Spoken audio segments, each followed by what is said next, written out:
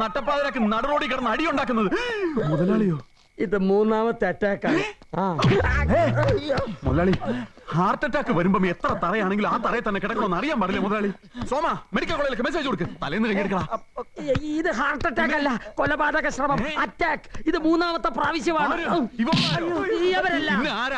Plastic കവറിട്ട കരിങ്കൊരങ്ങനെ പോലെ തോന്നിക്കുന്ന രണ്ടുപേര്. അതെന്താ, ആരെങ്കിലും പാക്ക് ചെയ്ത് കൊല്ലാനായിട്ടാണോ? പാക്കേജ് സ്കീമല്ല, എന്റെ ജീവൻ രക്ഷിക്കാൻ പെട്ട പാട് എനിക്ക് അറിയാവും. അത് ഞാൻ യവന്മാർക്ക് നഷ്ടപരിഹാരം കൊടുക്കണമെന്ന്. ഈ പച്ച മുതലാളിയോട് നഷ്ടപരിഹാരം ചോദിക്കാൻ വേണ്ടി നീയൊക്കെ വളർന്നു അല്ലടാ? നിനക്ക് മോനായെങ്കിൽ എനിക്ക് മോളായടാ. പേര് പറടാ. പുല്ലേ. എല്ലാവരും കേൾക്കാൻ വേണ്ടി പറയാ.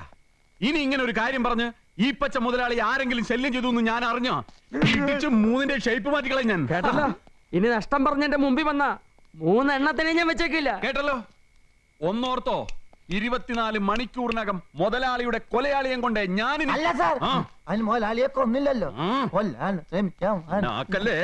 മുതലാളിയുടെ പ്രതിശ്രുത കൊലയാളിയം കൊണ്ട് ഈ മാത്യു വാശിപ്പറമ്പൻ ഇനി മുതലാളിയുടെ കൺമുമ്പിൽ വരും. അതെന്റെ ഒരു വാശിയാ. ഇത് സത്യം, സത്യം, സത്യം. അതുവരെ എനിക്ക് റെസ്റ്റ് ഇല്ല. സോറി മുതലാളി, പൊയ്ക്കോ.